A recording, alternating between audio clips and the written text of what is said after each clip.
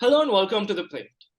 Today we have Arjun Hardas, the India representative of the American Jewish Committee, to discuss with us the current ongoing conflict that began earlier on the 7th of October between Hamas in the Gaza Strip and Israel.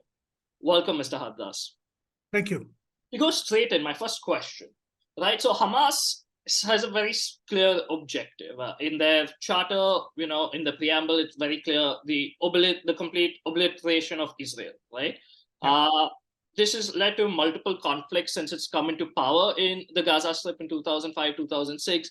You had the 2008 war. You've had multiple military operations. The 2014 Gaza war, 2021 the 11-day war, and now this year April, May, and now the recent attack that Hamas perpetrated on Israel just a few hours ago, right? So if you could just sort of explain the history of how Hamas in Gaza specifically and Israel have had a very violent sort of relationship over the last 17 plus years that Hamas has been in power in Gaza, which is different from West Bank, which has the Fatah, or the Palestinian Liberation Organization, and which is internationally recognized as the state of Palestine. Yeah.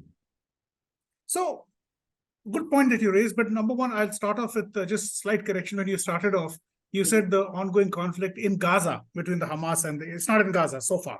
It's in Israel proper. This is not territories. This is not disputed land. This is in Israel proper.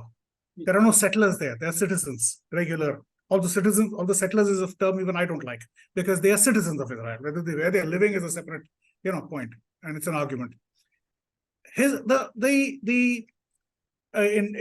coming back to one of your points, Hamas has been around for a while. It's been in Gaza, of course, since 2007, since it overthrew, and we'll get into the details of that, overthrew the Fatah and the Palestinian Authority at that time. But they've been around since about, if I vaguely remember, I think about the 90s or so, kind of a thing. And they have formed. This is something which has been forming in parts of the world wherever there is a Arab Muslim kind of a thing, where there has been one side which is the so-called moderate side, and the other side which has been the frustration side, if I can call it that. That okay, the moderates are not getting anywhere. Oh, they're talking. Oh, they're shaking hands. Oh, they're smiling with each other. Arafat and Rabin, Prime Minister Rabin, shaking hands. Okay, where has it got us? And that is the kind of thing that has been pushed upon, that has been shown publicly, that these guys can talk. Agreed that from the Palestinian Authority, rather the PLO from the beginning, and the other affiliated groups, which included Christians at one time, the PFLP GC, Palestinian Front for the Liberation of Palestine, the Popular Front for the Liberation of Palestine, then Popular Front for the Liberation of Palestine General Command. These are the terms that were very popular in the 60s and 70s. Hijackings. Leela Khalid in the Kafia, she hijacked a Boeing and British Airways, this, that, and the other thing. Those were the glamorous, so-called, I don't endorse it, but glamorous kind of times. And this Dr. Haddad, again, Christian, the story goes, the legend goes that he used to write prescriptions for his patients on the back of propaganda leaflets. So this was a different era, kind of. There were no suicide bombings per se. There used to be talk, there used to be nastiness, no doubt about it. It was not a pleasant time. But then, of course, there was Black September, which started off, thanks to the Pakistanis, by the way. I don't know if you knew this, that General Zia, who was the number 2 in part of a training mission, Pakistani training mission in 1970 to Jordan. And he was the number 2, he was not the commander. And you may have heard of that incident where Dawson Field in Jordan, where these Palestinians hijacked about 4 aircraft, but only 3 were eventually hijacked and brought to Jordan. And then they spectacularly blew up these 3 aircraft, in full view, in full television cameras. And King Hussein at that time felt so humiliated, at least that's what the stories say, that they could come in, they've taken over his land, they could do what they want, blow up everything, that he struck against them. Now, the commander of the officer who struck as the commander of the tank forces who attacked the Palestinian camps, as a result of which Palestinians started crossing the Jordan River and surrendered to the Israelis instead of staying on in Jordan, was Brigadier General Zia-ul Haq of the Pakistan Army. So I don't know why the Palestinians and the Pakistanis love each other so much if they only knew their own history. This kind of a thing. So this was the thing. And then, of course, the Palestinians moved to the PLO and all that, moved to Lebanon. And then after that, and after the Lebanese war in 82, 83, then they moved off to Tunisia. And then, of course, there was the Oslo Accords, and then they came back. But there has been always a kind of a dialogue which has happened, a sense, don't take this literally, of civility kind of a thing. Hamas has been of a different cadre altogether. They are strict, adherent to their faith. They do not stir away, to a large extent, like the Hezbollah.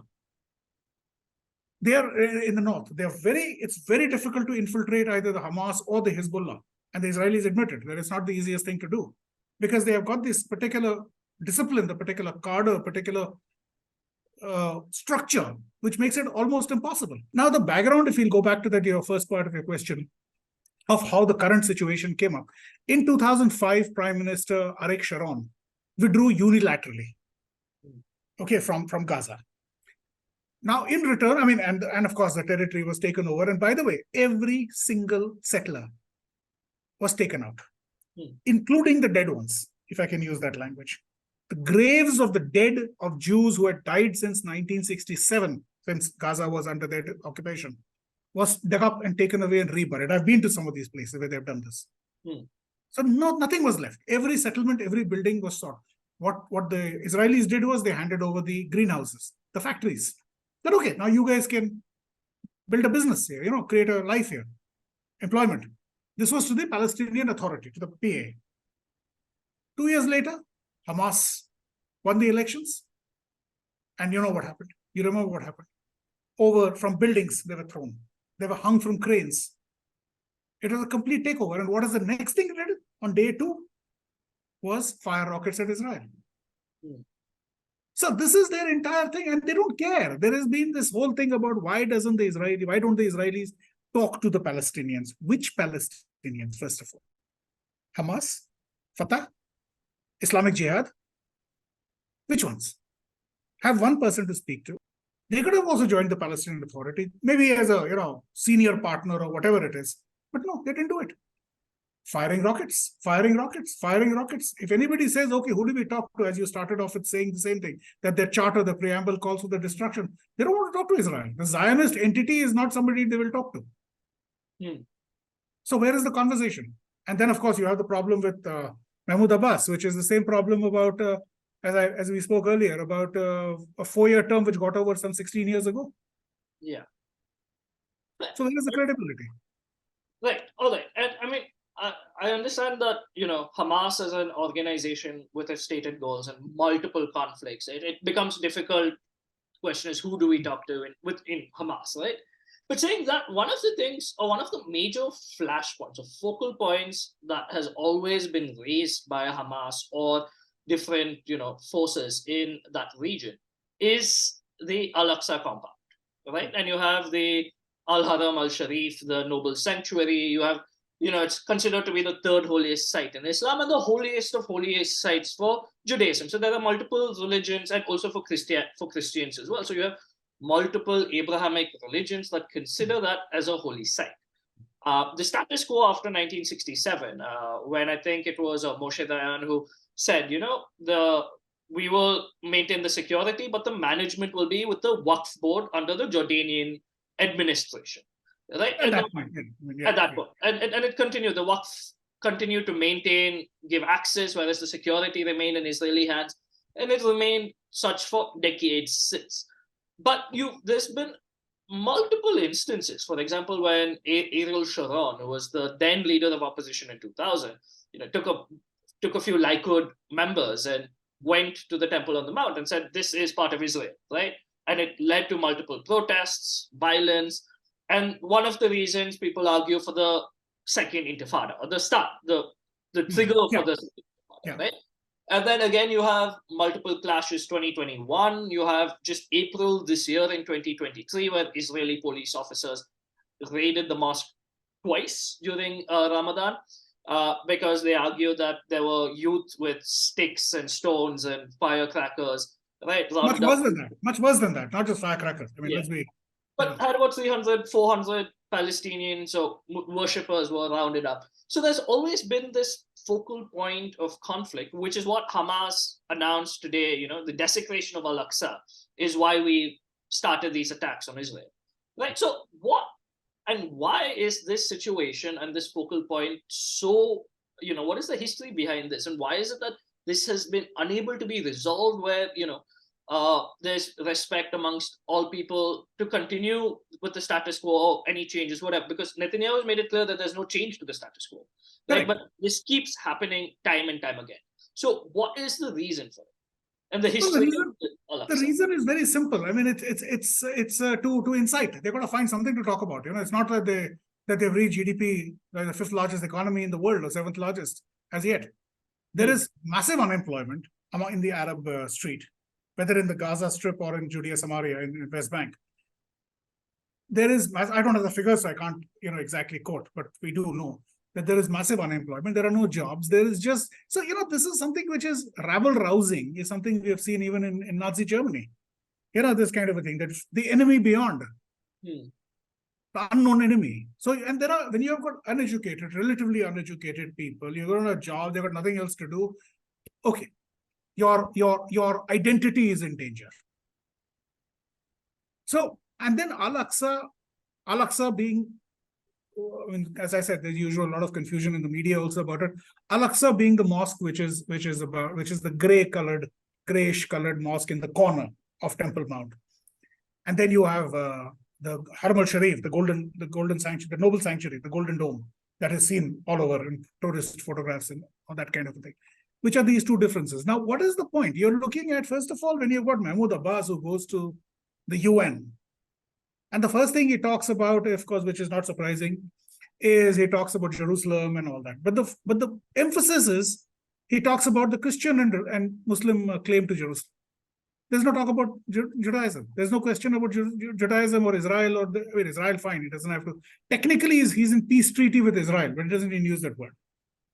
But the Jewish claim to Jerusalem is completely wiped out. It's just Christian and Muslim claimants, number one. Number two, then the thing is, Temple Mount, the biggest thing about Temple Mount is that what is it? What is that structure? It is the structure, that stone structure which everybody sees the two mosques are on, is what? It is where the Jewish temple stood in multiple versions. First temple stood for God knows how many years it was, and it was destroyed by, I think, the Greeks, if I'm not mistaken. Babylonians, I think. Babylonians. Sorry. And then the second time, that 2000 years later, the Romans destroyed it, and then the dispersion happened. The diaspora, as they say, was created. And since then, but the stones itself haven't gone. The temple physically has gone, yes, but the stones, the base hasn't gone. So where are you?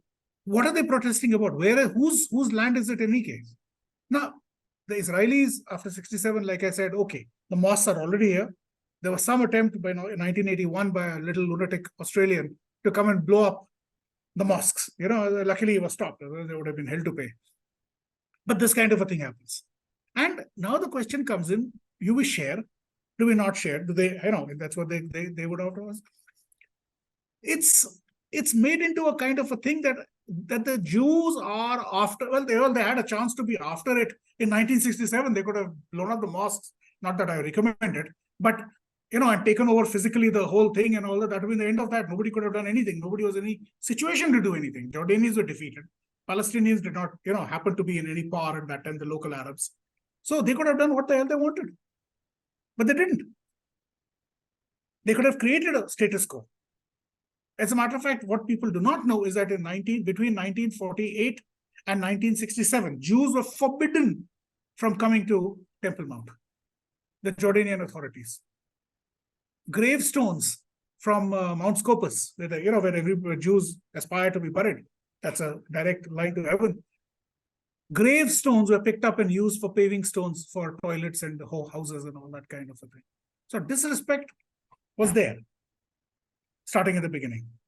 So this whole thing is that where have they come this, and what is the background of the whole thing historically? What is Temple Mount, for example? What is Temple Mount? What is the Haram al-Sharif? Temple Mount is where the temple, the Jewish temple which was built, this is where the covenant between Abraham and God and his God was formed, where he offered his son Isaac as a sacrifice, and then the whole story. So this is historical for the Jews. That's why they built a temple there. Then certainly other stories came along, and then occupation, sort of takeovers happened. And we'll not get into that. We don't want to get into who's right and who's wrong. That's an age-old story. But this is a disputed territory, fine. Although many people will not agree with that, but fine, it's a disputed territory. Discuss it, talk about it, discuss it. And it's not about, like I said, again, I'll come back to that same point. If the Israelis wanted to take over, they could have done it a long time ago. And physically, they can do it even now. They have the firepower to be able to just clean out everything that they want. But they will not do it. They're not stupid. They have to maintain some kind of stability and sanity in this place. And they're doing it. Right, and the status quo has existed for, since 67. 60 years almost, say 55 years. Yes. Yeah. Which brings me to my next question, right? An operation that Hamas conducted early on Saturday. It's a festival it's Sakim Torah in Israel. It's a public holiday. 3,000, 4,000. Hamas claims 5,000 rockets. Israel puts it at about 2,300 rockets fired overnight. Infiltrators going to the southern cities in Sderot, Ashkelon, had captures of kibbutz. It's just a well-planned operation. Oh yes. And Israel is famous. The IDF is famous for being, this kind of military force that's supposedly ahead of its enemies. How did they miss such a large operation? It's not something that could have been done overnight, planned overnight. Believe me, you and I are not the only ones asking this question. Yes. This question is being asked, all over Israel, and in senior quarters, and levels. I mean, that's the question. But to be fair, this information will come out eventually. They are very honest about their inquiries, normally headed by a Supreme Court judge. And there's nothing hidden. Prime Minister is summoned. It's happened earlier, and it'll happen this time also. They have a tradition of bringing out the truth, whatever, even if it's against them, even if it's something that the Israeli government or the state of Israel would be caught flat-footed on their back foot, they will still do it. It doesn't matter. There's no embarrassment factor in it. We cover our backsides and all that. It's not like that. So we'll wait for the final this thing to come out. Now people are also comparing it to the 1973 Yom Kippur Yom Kippur War intelligence failure. The commonalities were this happened on a Saturday, in the sense on the Yom Kippur happens on a Saturday normally. It's a holiest day, so it's a shutdown. It's a Shabbat also, but Yom Kippur, but the Jewish calendar, of course, is different on the lunar calendar. So Yom Kippur in this year happened couple of weeks ago. Yeah. So there's not the same thing as the Yom Kippur anniversary kind of thing, which happened on the 6th in the Christian calendar, the Western calendar, or the 6th of October. But the difference was that, yes, the difference is that intelligence was there, very open. Nasser's son-in-law was known to be, that movie has come out, the books have come out, that he was known to be a spy for Israel. And what is his name? I forget right now. He was supposed to be a spy working for Israel, and he was in touch with the Israeli Mossad chief and all that kind of thing. Information was available. The thing is, the government, the military did not act on it for whatever reason. And there have been multiple books written. Watch the latest movie, Golda. It gives a pretty clear, idea of where the failures were. And this was army versus army, military versus military, government versus government, established with a capital, etc. And the one big difference was none of the armies, the Jordanians, not Jordanians, the Syrians, a little bit not so, but the Egyptians were over 150 miles away from any population center of Israel. They were nowhere close by. So they would have taken, a long time to travel to any population center had they managed to get their way. In the Golan Heights, yes, Syria got pretty close. There were a couple of population centers, kibbutz, that were evacuated, especially in southern Golan.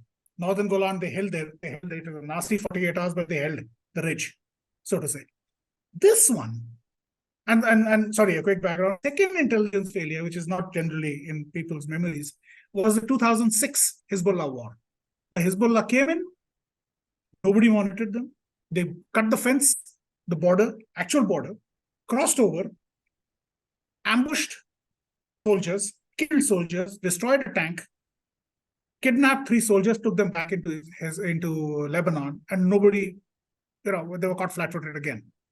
Nobody knew what the hell had happened until much later, right? That kind of a thing. And then again, the war was not a success for Israel.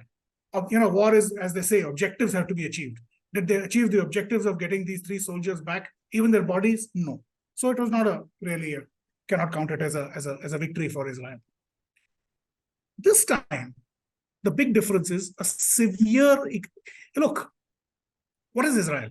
Israel is, after the Holocaust, after the Shoah, it is the place where the Jews are supposed to be safe. The whole concept of never again would face a situation where civilian children, Jews, old people, the infirm, the ones who cannot defend themselves, would be able to feel safe within the borders of Israel. That is what the objective was. One of the multiple, of course, but a homeland.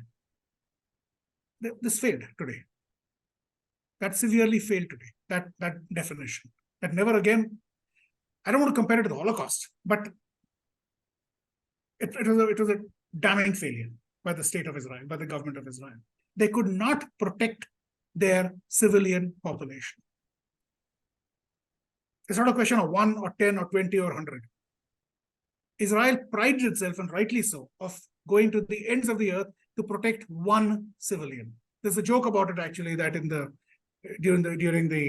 before the 67 war, there was I think if I remember correctly, there was a Israeli sergeant who was kidnapped by the Jordanians or something, across the line, the green line in those days before the 67 war. And Israel raised hell to get him back, kind of a thing. And eventually the UN had to intervene. And so I think it was the British or whatever, the UN commander was known to have made a comment, my God, all this firepower and all that just for a sergeant? This kind of effort.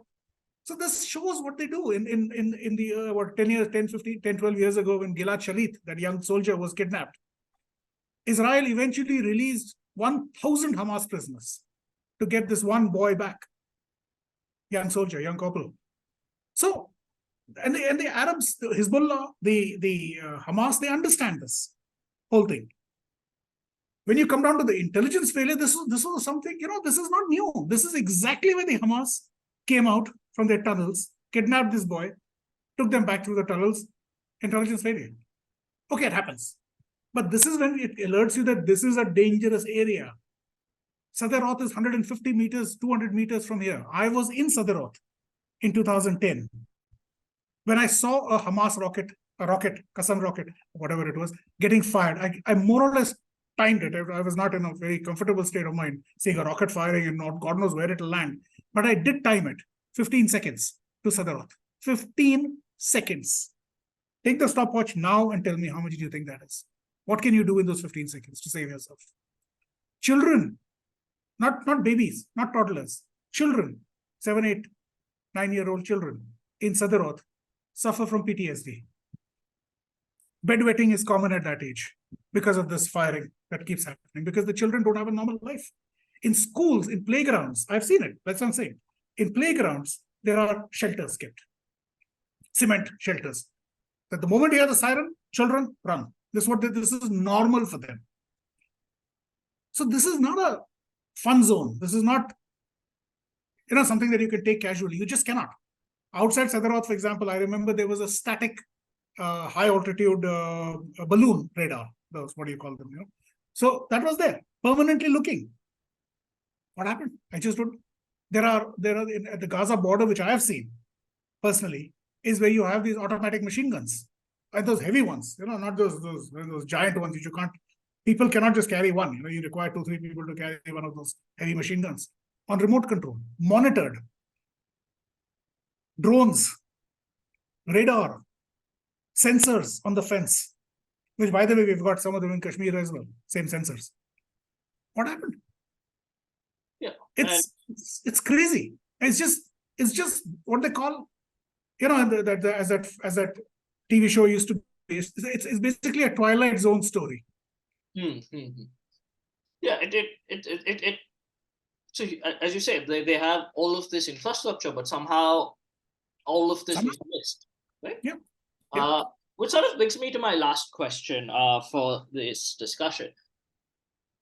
What is the end goal here? Because Prime Minister Benjamin Netanyahu is known to be a conservative, individual whose coalition is made up of some of the most ultra-conservative parties in Israel, right? So it's not going to be easy for him to sort of negotiate a position out of this that may be civil in that sense. So there's a lot of domestic pressure. There's this complete intelligence failure, and there's this ongoing, infiltration by Hamas through these borders, coming after Israeli villages, right?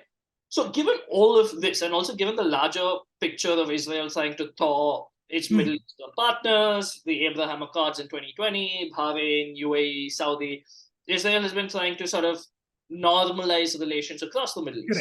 Correct. So, there's international pressure, there's domestic pressure, there's this idea of what a statesman would do. Mr. Netanyahu, critics call him anything but that. So, given all of this sort of situation, right, what is the end goal here? How will this situation play out? Look, the end goal is very simple: peace, normality. They've lived with the Hamas for many years. They could have continued living like that. It's not like they have to end the Hamas regime in the Gaza or anywhere else. That's not the object. They're not picking a fight. Israel tries its best to avoid fights. People might find that surprising. But if there are situations where the other side, even if it's a country, could get provoked into something, the objective being to not create a situation which could cause a loss of life. It's precious for them. Now, as an AJC representative, I cannot comment on what's going to happen politically for Netanyahu. But heads will roll. That's understood. Whose heads are going to roll, we just don't know. But it's going to happen. Israel, the biggest, there are military failures. Okay, the 2006, where the prime minister had to resign, the Northern Command chief had to resign. What happened, if you remember, at that time? It wasn't just that the Hezbollah was in a border war with Israel. The Hezbollah was also firing long-range rockets and killing civilians in all over Israel, including that nasty incident where there was a couple of rockets attack, if I remember correctly, that hit a bus station, a train station. And the roof of the whole thing collapsed and about 7-8 people died or something like that. And a lot of other such incidents like this, which have happened. There was I don't remember the exact details, but if I recall, there was an area where there were some soldiers that had gathered. A rocket hit them, So beyond the borders, the people of Israel will rally behind their leaders, against their military, even if it's a lot of losses. Like in the Yom Kippur War, they lost a horrendous number proportionately. In 1967, they lost about 800 people, which was bad enough. In Yom Kippur, I think over 3,000, 4,000 people, almost, soldiers died. But since it was a war and the country mobilizes, the military, the opposition, everybody mobilizes and says, okay, this was nasty. We improve our systems. We make sure this surprise doesn't happen again. But there was no recrimination in the sense, you because of you, because of this and all that. That was up to the level of governance and intelligence failure. Here, the big difference is, like they say in Hindi, घर में आकर थप्पड़ मार के निकला. If you get that. Yeah. Humiliation. That is the key word. I don't like using such strong words, but it is a complete humiliation. This is not where the two forces were fighting against each other at the border, and somehow the Israeli forces lost, and the Hezbollah managed to, the Hamas managed to push its way into territories, into civilian areas, and then, did whatever they had to do. No, this was a walk-in. People were there with their families celebrating the Simchat Torah. And Simchat Torah, by the way, commemorates the time the Torah was given to the Jewish people. That's an important festival. It's a festival. The Israelis enjoy their lives, despite the life they live under so much pressure. They have fun. So they were out. They were picnicking. hundreds of thousands of people, literally southern Israel. It's a large area. But this thing, they came and there was no warning, there was no alert. So whatever is going to happen seriously. How the government, or do they, plan to, I just don't know. It's something which is, I think most Israeli watchers also don't know what's going to, because the objective is right now, and everybody will gather. There is no, including friends of Israel, opposition, of course, because that's the way Israel works, is that they're going to gather up. They will support the government, carry out whatever operations that need to be carried out. Like it happened in 73. Golda Meir had a failure, intelligence failure. As the prime minister, she was responsible. Whether the military failed or not is not the point. Opposition stuck with her. 1 year later, 1974, she resigned. Because then the reckoning comes in. So in this case also, when it happens, the reckoning, I'm not sure, I'm not saying what is going to happen because I cannot speak on behalf of the Israeli government or the people. Whatever is going to happen, there will be a reckoning. Either ways, who does it, who is affected by it, we'll see. But they will do it. That is the positive thing about Israel. Saying that, that was my last question. Thank you so much, Mr. Hardas, for joining us for this conversation. A serious conversation, I think, on how we've reached this point where people are dying, be it Palestinian, be it Israeli, civilians are dying. Thank you so much for being here with us. My pleasure, completely. Thank you so much, Keshav. Thank you.